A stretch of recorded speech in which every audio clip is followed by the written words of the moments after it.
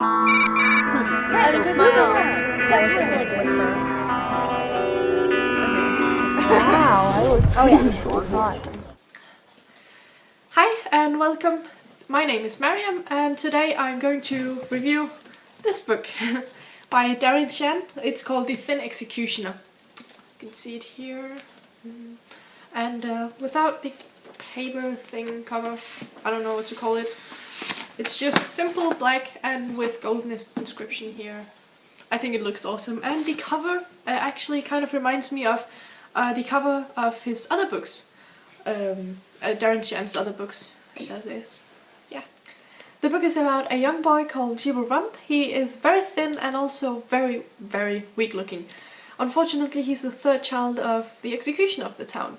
He has, Jibble, he has two older brothers and they are stronger than him and better built and just bigger than him.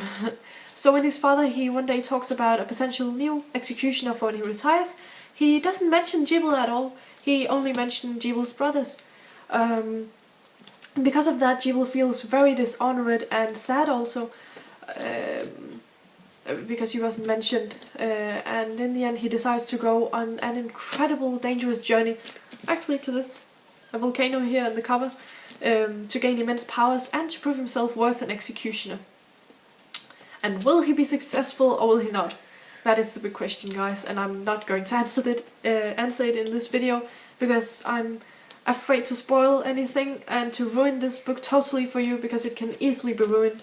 There's so many adventures and so many surprises and I don't want to ruin it for anyone. You have to read this book yourself, it is awesome.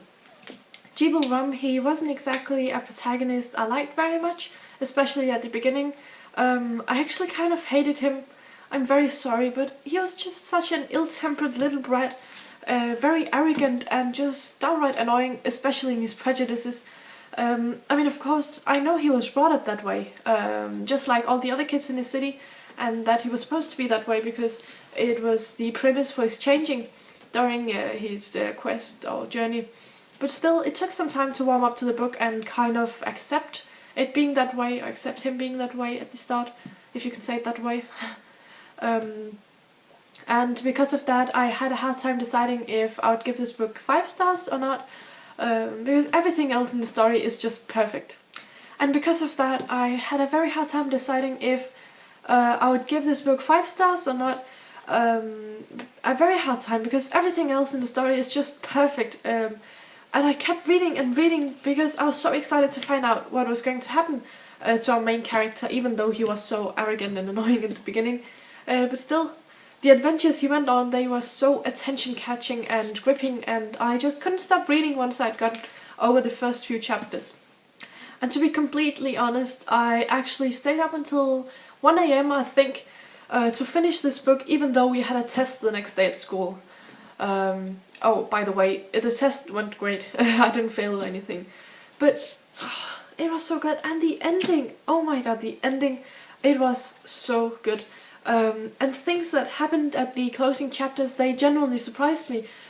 Because I'd expected something completely different than what actually happened in the book. I think it might have something to do with the fact that I've read his other series, The Sake of Darren Shan and what's it called, the Demonata. They end in a really crazy way. I'm not going to spoil anything, you have to read those series too, they are awesome. I mean it, I really mean it. Okay, back to this book. It ended in a different way and I hadn't expected that. But still, it was a very good ending, a very surprising one. And the very last word, was one of the most surprising things ever. One of the things I loved about this book was how, even though some of the situations, they seemed so hopeless and dark and as if everything was just lost or gone, there would still be a shred of hope. And that tiny little shred of hope kept me reading and kept me turning the pages to find out what was going to happen. Even though some of the situations, they led to even worse situation. To an even worse situation than before, if you understand. But Shan, he really masters that technique and it was one of the main reasons that I couldn't stop reading, because I knew something crazy was going to happen at the very last moment, and that they were going to get out of a really just crazy situation. I am a huge fan of Darren Shan. I absolutely love his other books, although I haven't read all of them, but most of them. He's actually one of my favorite authors, along with J.K. Rowling. I'm not kidding, he is.